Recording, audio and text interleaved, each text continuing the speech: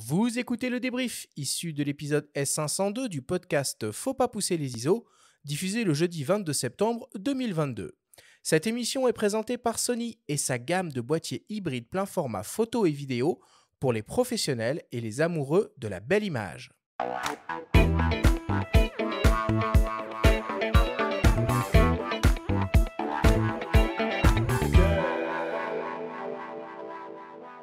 Nous sommes toujours avec Jérôme Kemang et c'est le moment du débrief pour synthétiser les infos importantes à retenir de notre grande discussion autour des bonnes pratiques et du matériel nécessaire à envisager pour se lancer dans la production de vidéos de type vlog ou de live et la diffusion en ligne.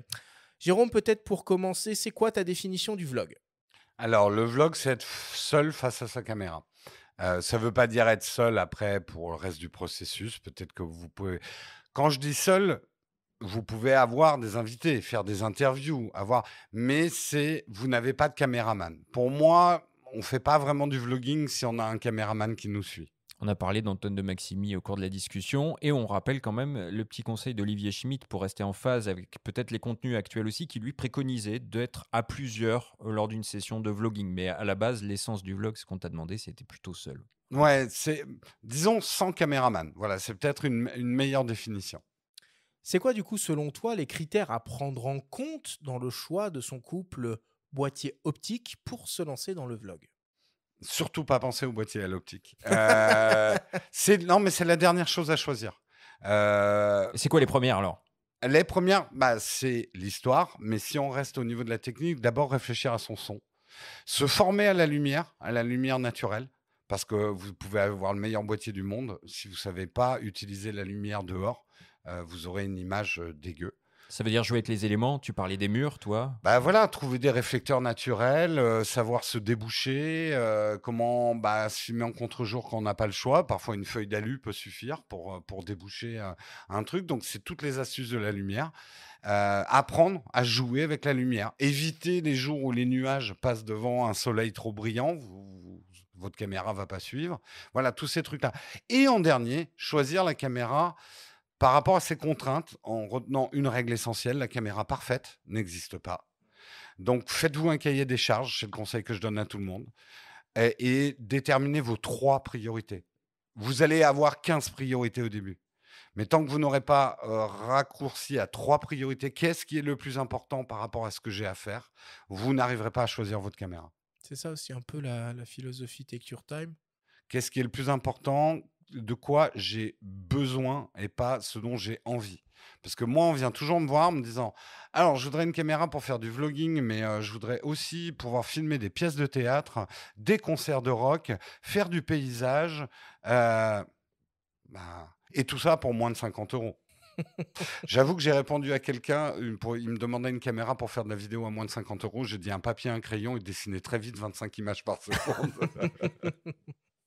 Alors, tu as beaucoup insisté au cours de cette émission sur l'importance du son dans tout ce genre d'exercice. Quel, du coup, conseil tu pourrais donner en termes de micro ou d'équipement qu'il faut envisager ? Parce que là, on est sur de l'accessoirisation de la caméra, puisque les micros internes ne sont pas suffisants pour obtenir une qualité d'enregistrement digne d'un vlog qui se respecte. Alors, puisqu'on parle à des photographes, un micro, c'est quand même un objectif. Il y a des micros faits pour différentes choses. Vous avez des micro-canons, vous avez des micro-cravates, vous avez des micros omnidirectionnels, vous avez des micros qui isolent bien la voix pour donc des cardioïdes. Donc, un micro, ça se choisit comme un objectif, c'est un outil adapté. Il n'y a pas de micro universel qui va enregistrer tous les sons. Il y a des trucs qui peuvent faire différentes choses, mais comme un couteau suisse, vous n'allez pas faire tous vos travaux avec un couteau suisse. Couper une bûche avec un couteau suisse, Alors, on il y a s'accrochait. une scie sur le couteau suisse qui marche très Oui, bien non, pour mais- l'avoir. Non, mais c'est ce Non, que mais- je dis. mais tu Le as raison. couteau suisse, c'est formidable. Mais d'autant plus quand on est en extérieur. Oui, On faisait voilà. une distinction entre le streaming et le vlog, et il est clair que le vlog est très souvent en extérieur. Et là, gérer le son en extérieur, C'est le plus quoi. compliqué. C'est comme c'est comme prendre des photos de mouvement en basse luminosité. On va dire, on est dans le truc le plus compliqué à faire. Prendre du son seul en extérieur, là où il y a des bruits ambiants, Son très propre compliqué. son à soi, en plus. Son propre son à soi. Donc déjà, choisir l'endroit où on filme. Moi, il y a une règle qu'on m'a donnée, que je me permets de donner et qui change tout. L'oreille est un capteur qui s'adapte très mal. L'œil arrive à s'adapter à une image crade, il interprète. L'oreille, c'est très fin et un mauvais son, il va tout de suite exclure, dire « ouais, j'en veux pas ». Mais il y a un truc, c'est que si jamais, par exemple, tu dois absolument enregistrer ton son à un endroit où il y a des voitures qui passent, il faut qu'on voit les voitures à l'image. En fait, ce que ne va pas du tout aimer l'oreille, c'est entendre un bruit de voiture Qu'il ne sans voit les pas. voir. Donc, si tu es dans un endroit bruyant parce qu'il y a des gens qui parlent, important de montrer les gens qui parlent à l'image. Pourquoi c'est bruyant? Ne pas essayer de se tourner contre un mur dans une expo où il y a plein de gens qui parlent. Là, l'oreille va pas comprendre pourquoi il y a plein de gens qui parlent. Donc l'identifier au moins sur un plan. et Au après, on moins est pour un tranquille. plan, localiser les choses. Et là, le cerveau va faire son travail de filtre. Ok, j'ai vu qu'il y avait des bagnoles, c'est normal qu'il y ait des bruits de bagnoles. Super comme conseil. On s'intéresse maintenant un peu à la partie stream et diffusion en direct. Est-ce que du coup, il y a des paramètres à prendre en compte dans le choix de la caméra pour cet exercice-là, qui est un petit peu particulier? Alors, pareil, la caméra, c'est le dernier truc à choisir. Je suis désolé, hein, mais Mais j'y non, mais tiens, t'as j'y raison, tiens. mais je respecte. Là, dans l'ordre des choses, là, le micro est prépondérant. Et c'est des micros de radio qu'il faut. Donc là, on passe dans une catégorie au-dessus, c'est ce qu'on appelle des micros de broadcast. Ça peut valoir 200, 400, voire au-dessus. Mettez plus l'argent là-dedans que dans un boîtier. Clairement, vous aurez un bien meilleur stream avec un bon son.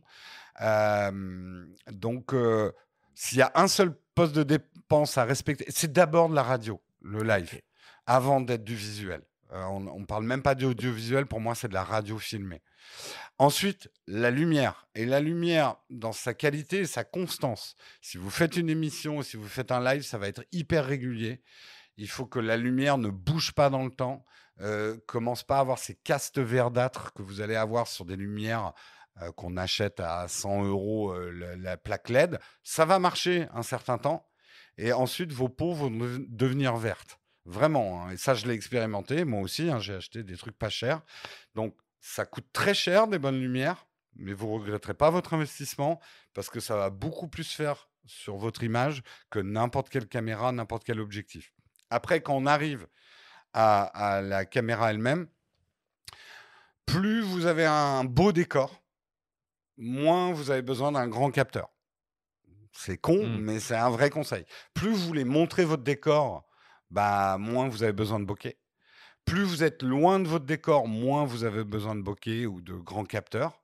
Si après vous êtes dans un endroit étriqué et que vous ne voulez pas donner cette impression d'étriqué, bah là, il va falloir aller sur, je dirais plus que du boîtier vidéo, mais du boîtier photo pour pouvoir profiter d'un grand capteur et d'optique photo qui donne ce rendu. J'aime pas dire le rendu cinéma parce que ça veut tellement dire n'importe quoi, mais en tout cas, ce rendu qui permet. Un rendu photo. On peut le Un dire. rendu photo, Ouais. voilà, un rendu photo qui bouge, qui est très agréable, très flatteur, qui permet de planquer des défauts, hein, on peut le dire. Hein. Le bokeh a toujours été une manière de planquer des poubelles. Hein. C'est un artifice, même en photo.